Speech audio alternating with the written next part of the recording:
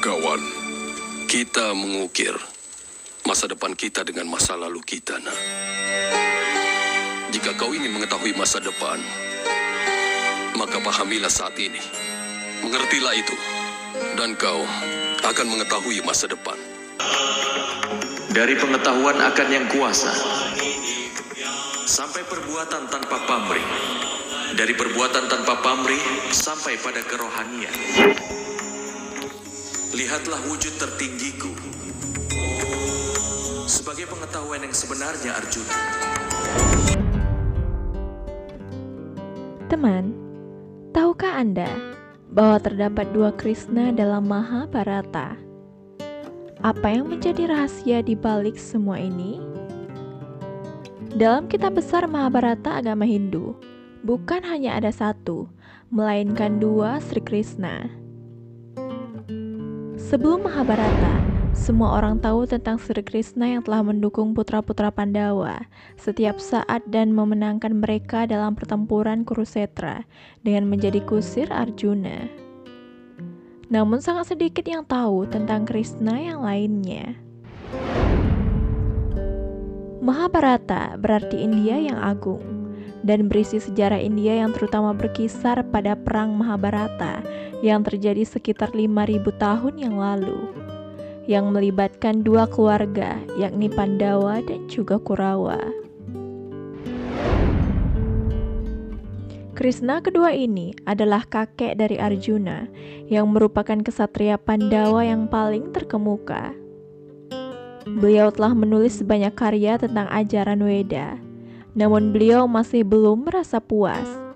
Oleh sebab itu, atas desakan guru spiritualnya Narada Muni, ia kemudian menulis Bhagavata Purana yang juga dikenal sebagai Srimad Bhagavatam. Tidak seperti karya-karyanya yang sebelumnya, Bhagavatam tidak menyentuh subjek-subjek material, tetapi lebih banyak membahas tentang Dewa Krishna dan aktivitas-aktivitasnya. Bhagavatam dengan jelas menyatakan bahwa Dewa Krishna adalah kepribadian Tuhan yang Maha Esa, dan bahwa pengabdiannya kepadanya adalah bentuk agama yang tertinggi. Jadi teman, siapa sebenarnya beliau ini? Ya, beliau tidak lain adalah Maharsi Wedawyasa yang menggubah Mahabharata. Yang sebenarnya nama aslinya adalah Sri Krishna Dwaipayana Vyasa. Di antara 24 inkarnasi Dewa Wisnu yang dijelaskan dalam Srimad Bhagavata, Maharsi Wedawyasa juga disebutkan. Drestarastra Pandu dan juga Widura juga dilahirkan atas karunia dari Wedawyasa. Beliau juga termasuk dari beberapa makhluk abadi yang masih hidup sampai sekarang. Ketika Maharsi Wedawyasa melihat meningkatnya pengaruh Kali Yuga, dialah yang menyuruh Pandawa untuk pergi ke surga. Di samping itu, Maharsi Wedawyasa juga memberikan penglihatan kepada Sanjaya. Lalu Sanjaya menceritakan seluruh perang Mahabharata kepada Drestarastra di dalam istana. Sanjaya sendiri adalah murid Resi Vyasa. Jelas jika Resi Vyasa dapat memberdayakan Sanjaya untuk melihat sesuatu dari jauh, karena ia sendiri akan juga dapat melihat peristiwa yang terjadi dalam perang. Selain itu, Vyasa disebutkan secara khusus diberdayakan oleh Tuhan untuk menulis kitab suci, dan dikaruniai kemampuan untuk melihat masa lalu, masa kini, dan juga masa depan di seluruh dunia.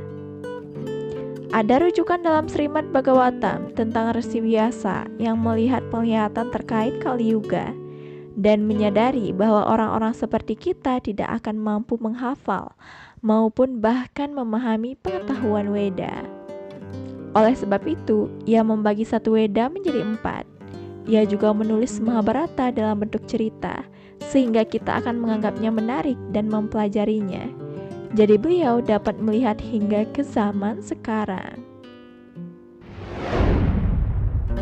Baiklah teman, terima kasih telah menonton video ini sampai habis. Jangan lupa subscribe, like, dan ingat nyalakan notifikasi loncengnya agar kalian tidak ketinggalan setiap video terbaru dari channel ini. Sekian dan terima kasih dan sampai jumpa di video selanjutnya.